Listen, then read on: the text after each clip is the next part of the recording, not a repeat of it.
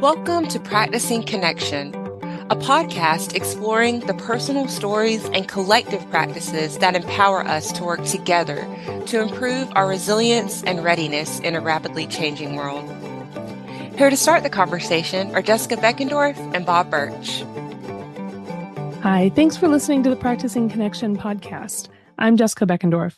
Today's a special episode as we bid farewell to my co-host Bob Bertsch, who's transitioning into his new role as the National Project Leader for OneOp. So it's not really goodbye so much as a see you later. This isn't the last time your voice will be on this podcast. So I'm super excited about that.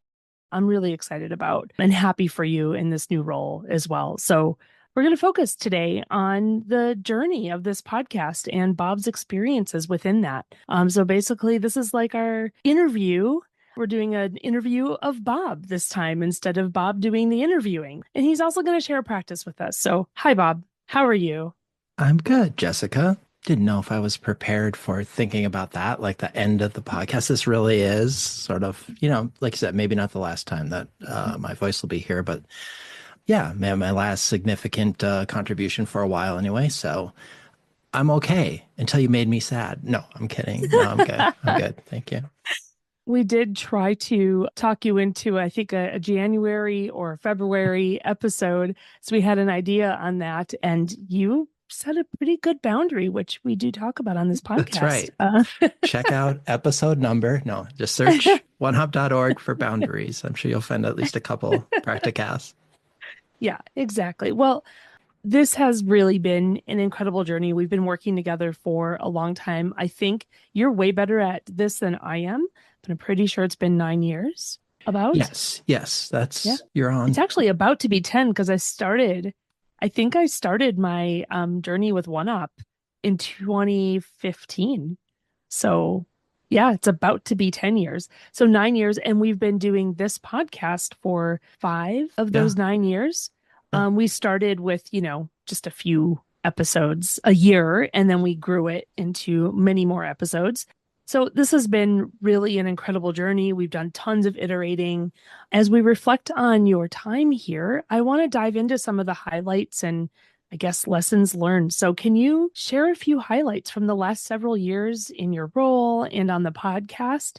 As you look back at your time on this role on our team and co-hosting the Practicing Connection podcast, what are some of the most memorable moments or episodes that stood out to you and why?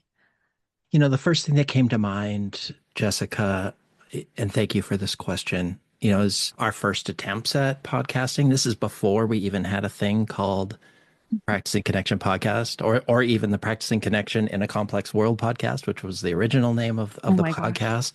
This was like... And they can't see me, but I'm laughing right now because I know what you're about to say. Go ahead, sorry. Our first attempts, they were just very organic and exploratory and improvisational. Like we kind of turned on the microphone and saw what happened.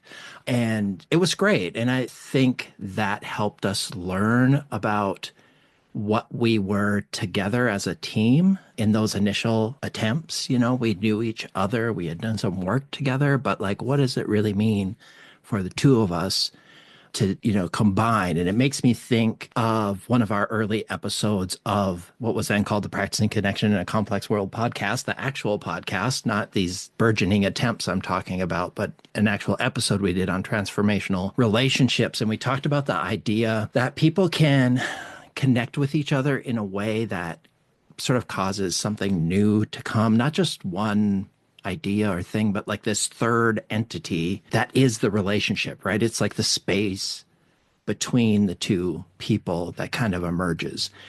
And it's not just a combination of like each person's qualities or ideas or personalities. It's like more than that. And I think when that happens, and obviously I think that happened for us, and I think when that happens, the relationship transforms each person, definitely, for sure. But it also creates the possibility that and the potential for that relationship to transform other people and things that are just outside of the relationship. And I think that happened with us, not just because we created the podcast and shared it with others. Obviously, that was an intentional act of doing that. But I think it just happened because, and can happen for people because you're both willing to be transformed by the experience and the things that emerge kind of through the relationship. And so that's definitely one thing that I think of a lot when talking about moments that I remember. Yeah, I thank you for like reminding me of that. I really enjoyed that as well. And it reminds me of, we've talked about this before, but we've both read the book Emergent Strategy. And one of the themes in that book is, change happening in fractals. And I have said before, and I don't know if this came from that book or not, or if it came from somewhere else, but that I feel like what you just described is the evidence of change happening one conversation at a time, right?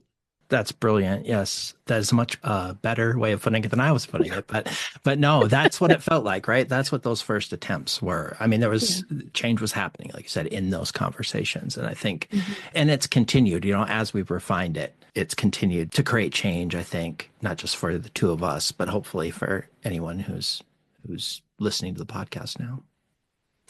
And I'm smiling really big again because I remember some of our first, before we started the podcast itself, but when we were doing sort of those other kind of one-off projects, there were so many ums and ahs. And I know that this is such a small thing.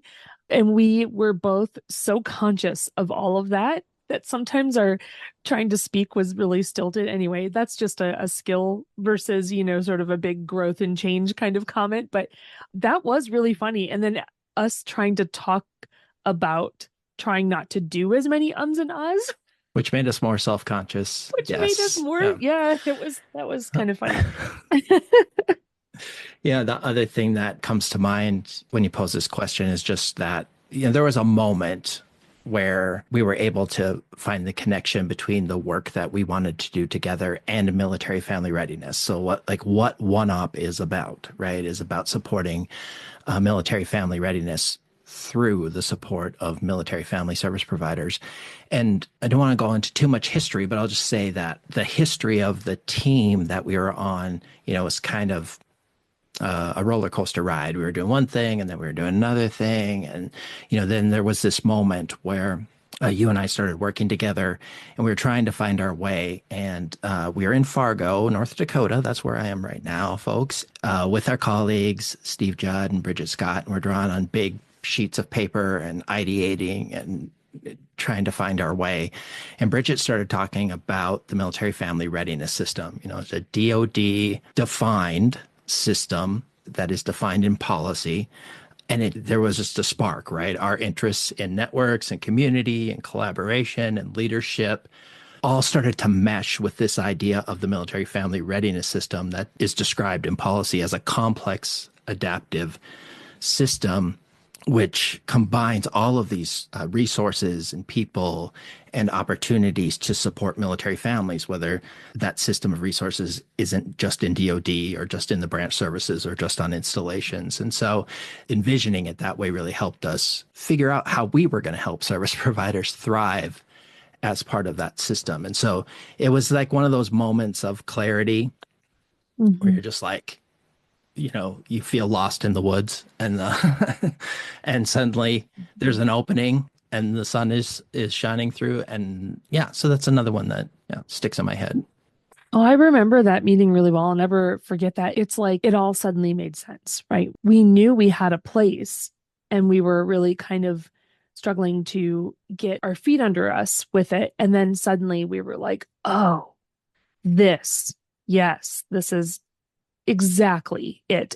To me, the funny thing was that I think that's like the direction or that's the direction that we had been talking around for a long time. It's just that this clarity that happened during that meeting really brought it together. So now I have to ask, and I know you don't like to play favorites. Neither do I, because I really do love every interview we do. I love every episode we do. But I'm going to still ask you, is there an episode, achievement, or moment that you feel particularly proud of and why? Yeah. Similar feelings. Yeah, I love them all. That's probably not true. There's some that were a little bit challenging. No, but as I thought about this, ones that came to mind right away were our interview with Heather Plett about holding space.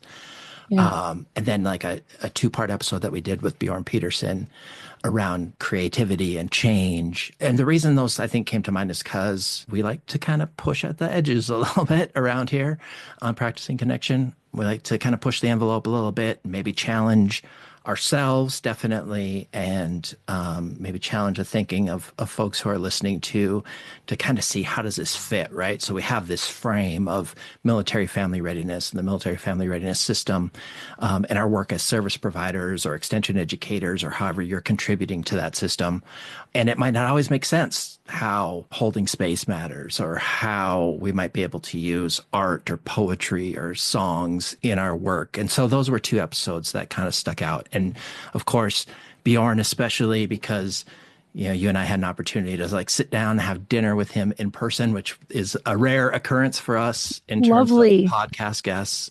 So we happened to be in St. Paul, Minnesota, and Bjorn was able to join us there. And so that was really great. And he's still a good friend, I think, to both of us. So. And then any of those episodes that showed the MFRS, the Military Family Readiness System, in action.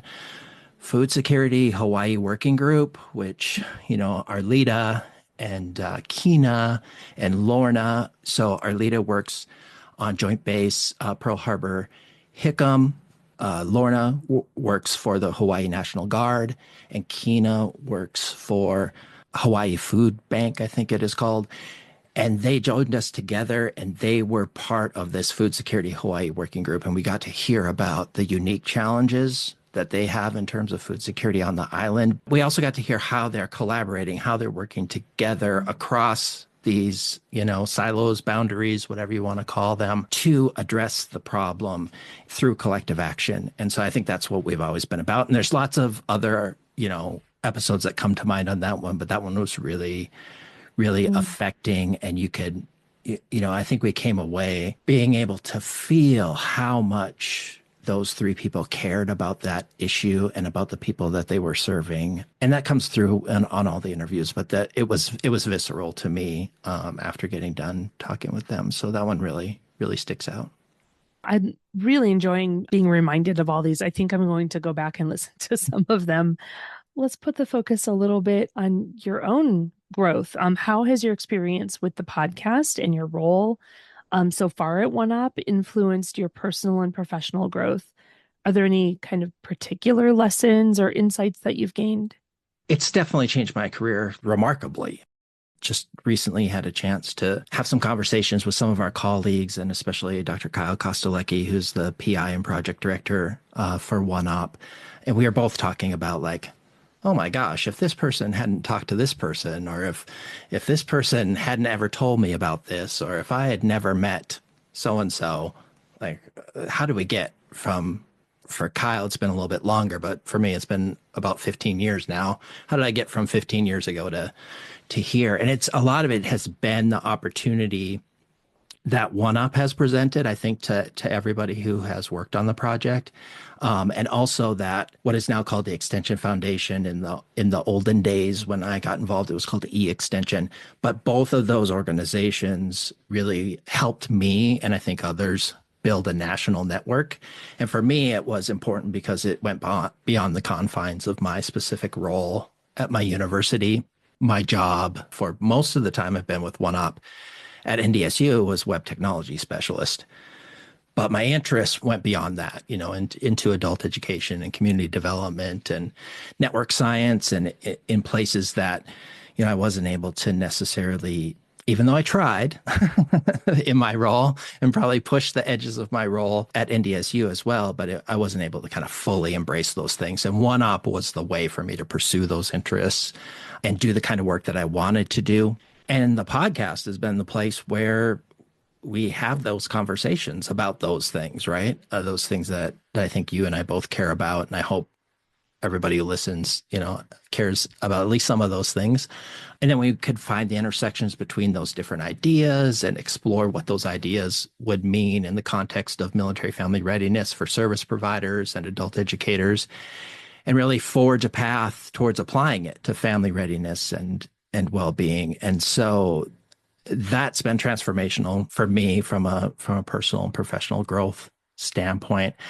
I don't know if I have a particular insight or lesson. They're innumerable, just the opportunities to sit in rooms with such talented people, knowledgeable people who come. And this is, what our listeners might not know about the unique thing about our project is that the project involves so many people from all over the country. And from right now, I think we're at 9 different colleges or universities around the country, all from different disciplines, all around family and human development, but from different aspects of that, all to sit in the same room and share ideas with each other, talk to each other, collaborate with each other, and create programming that we hope supports military family service providers in their work as part of the military family readiness system.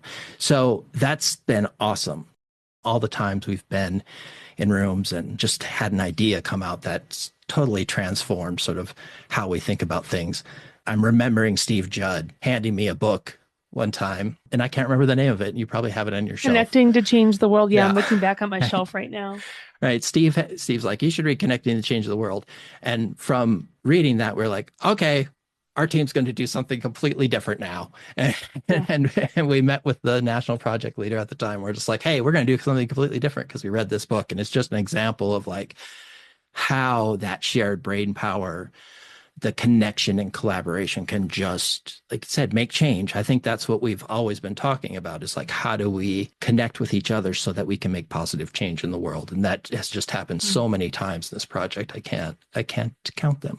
And if I could add one thing, even though this question was directed at you, and I'm curious if you feel the same way, but for me, the podcast also offered an opportunity to practice some of the things, the new thinking and the new things that I'd been learning. So, right down to the way we were planning each episode sort of at the beginning, where we used the chaotic stepping stones, which was a facilitation planning technique that we learned in a class. And it was this beautiful kind of incubator to allow some different ways of thinking and working to take hold. And I don't know if if you've had a similar feeling. No, I'm so glad you brought that up. Yeah, it hasn't just been all public facing programming where those moments have happened. It's also just learning how we do the work together, which for us, like you said, I'm just repeating what you said, but that, the incubator aspect of it, it's one of the great things about working in the space that you and I have worked in through these many years is, we get to do relationship while we're talking about relationship. We get to do collaboration while we're talking about collaboration, right? And so meta. Yeah, right. It's very meta. And so that's really been awesome. Yeah, I agree with that. Well, now as you're transitioning into your new role as the national project leader for OneOp, what are some of your hopes and visions for the future of Practicing Connection podcast and the OneOp community? Well, I definitely have some. My first thought was like, that's not my problem now. That's on you and Coral Owen, co-producer, to figure that out. And I'm super excited to see where you guys take things. I thought about, it's just a fact. In fact, our Bridget Scott, our former national project leader, said this to Jessica and I before. She's like, the work you're doing is really important to OneOp. And we're like, how I like self-deprecating important. It doesn't. Yeah. Right. Yeah. Right. And now that I have a different perspective on it, I'm like, oh yeah, it is. The podcast and the Practicing Connection community are really critical to OneOp working towards our vision to facilitate the connections and shared knowledge required of providers to advance the military family readiness system. And, I hope that we can see that work continue as Practicing Connection, to continue to grow as a space for connection and sharing. In one of our recent episodes, as we were talking to Amy Rodick, who's the director for the Office of Military Family Readiness and Policy at Department of Defense, and we talked about how the podcast and OneOp's Power Up magazine have been telling the stories of the MFRS in action. And Ms. Rodick called on service providers to start sharing their stories as well. And then was like, how should they do that? And they're like, well, they should email you guys, right? Kind of thing. And I was like, yeah, that makes sense. And so I think that is a great opportunity. And I'd love to see that happening, not just on the podcast, but on the Practicing Connection community on LinkedIn, continue to be a place and grow as a place for those stories of successes and failures to be told, and a place for people to ask questions of their colleagues and share their experiences and their frustrations, and their hope for the future, and to just connect, right? And be a part of that. So I think the podcast, is at least that kind of a formal way of doing that, of telling those stories. But the community on LinkedIn, I really hope that becomes a place where folks can talk directly to their colleagues, service providers, extension educators, and other folks who are supporting our military families across the nation and around the world. Shout out Germany. Yeah. Jessica keeps track of the geography where listeners are coming from. So looks like we've got some regulars from Germany. Right. We can't shout out everybody. Sorry. Apologies across the nation, but Germany, I know you're listening. There are literally lots of cities. We've had downloads from 6 out of 7 continents. We're looking at you next to Antarctica. Right. Yeah. And that's important work, right? Different context, right? To be outside the continental United States, as we say, OCONUS, use some jargon for you. That's a whole different thing, in terms of supporting our military families outside of the United States. So thanks for the work that you guys are doing there. And so I'm happy for the chance to shout out Germany and everywhere else that folks are doing work to support our military families.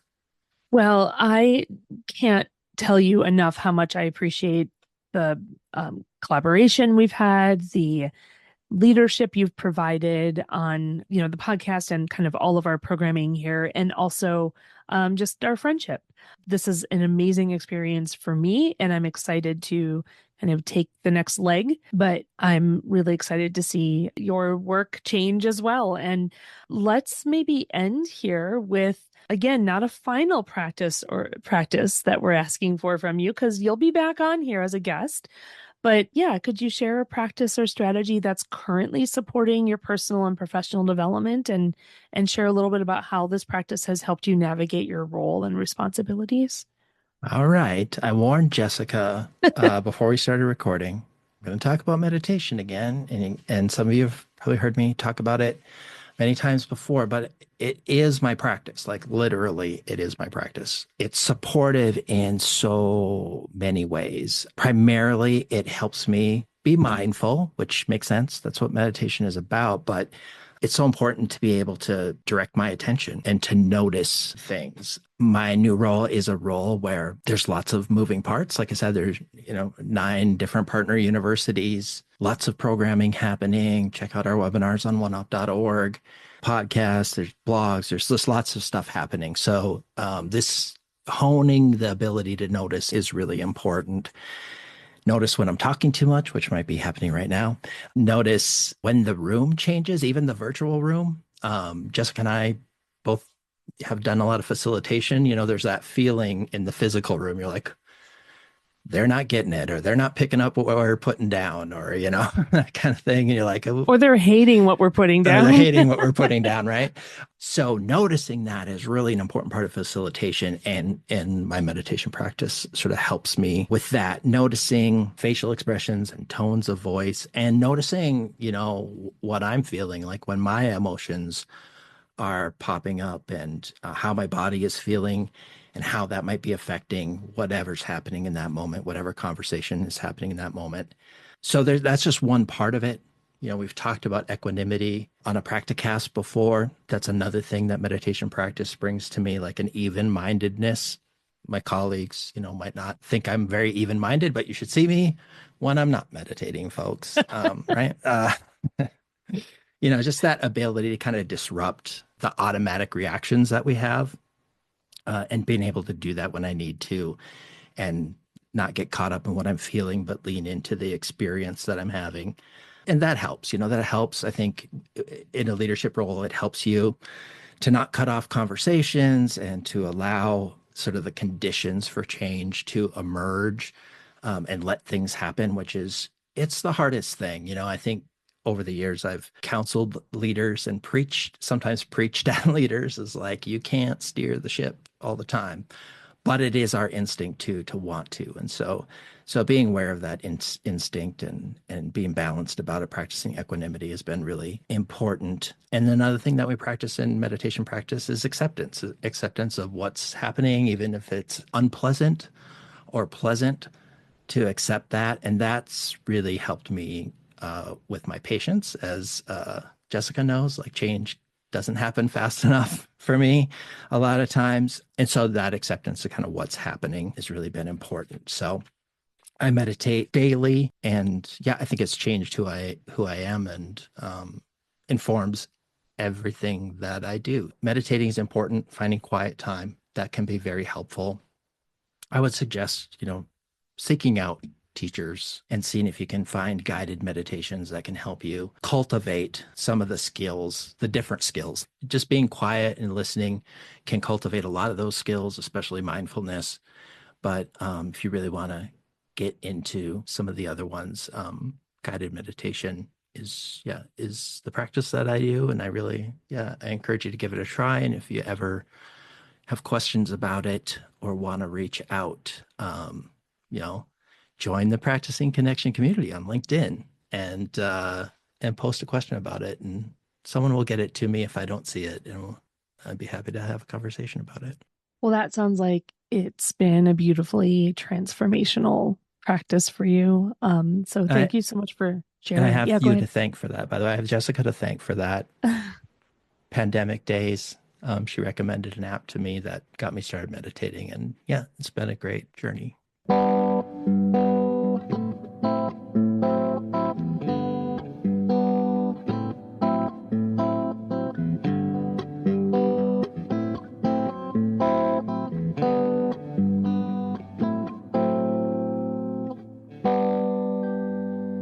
That's it for this episode. Thanks so much for joining us. If you enjoyed this episode, click the share button in your podcast app to share it with a friend.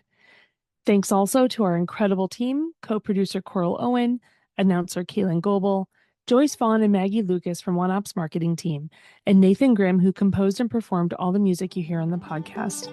We hope you'll join us next time. In the meantime, keep practicing.